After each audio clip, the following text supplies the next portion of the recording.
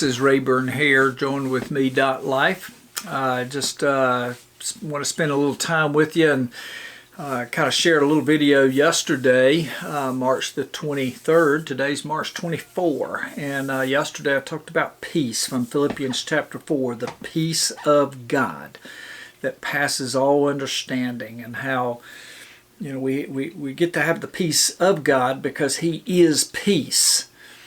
And we're in unprecedented days where so much uncertainty, so much fear, and I talked a little bit about that yesterday. Fear, and people are making reactions of fear and just fear for their uncertainty, their jobs, their welfare, their life, and listen, some of it I understand. I mean, people are just uncertain about the time and the day, and I get that.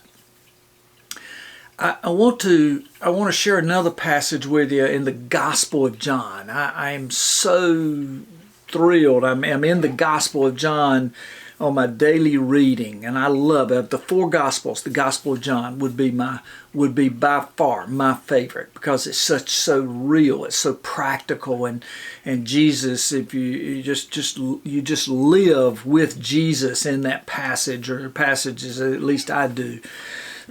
But John chapter 14, I'm kind of still on this idea of peace because, what's happening in the world, there's so much unrest and people are not at peace.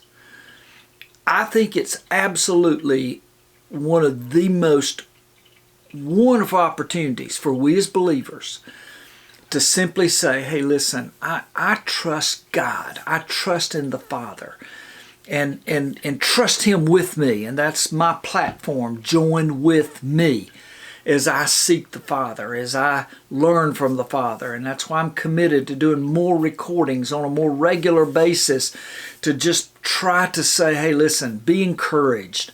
But be encouraged if you're in the Father. And if you don't know Him and not sure that you know Him, go to joinwithme.life. Reach out, engage with me about that, and I'd be thrilled to help you. But anyway, John chapter 14.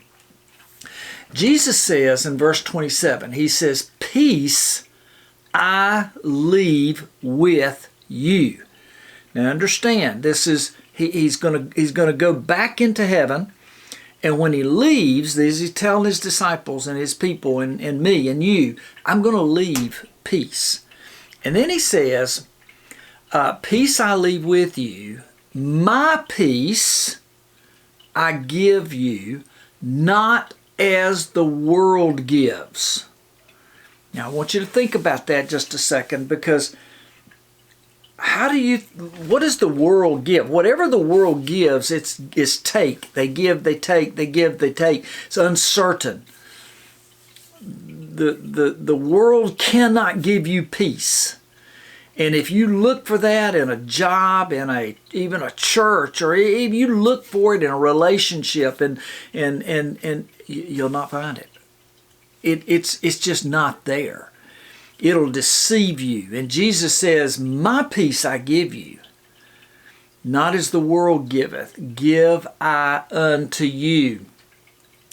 And He says, don't let your heart be troubled, neither let it be fearful. That's what Jesus is saying.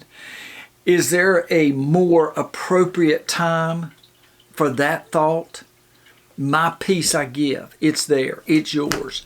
You have to accept Him. You can't get the peace of God without accepting Jesus Christ and accepting it through Him.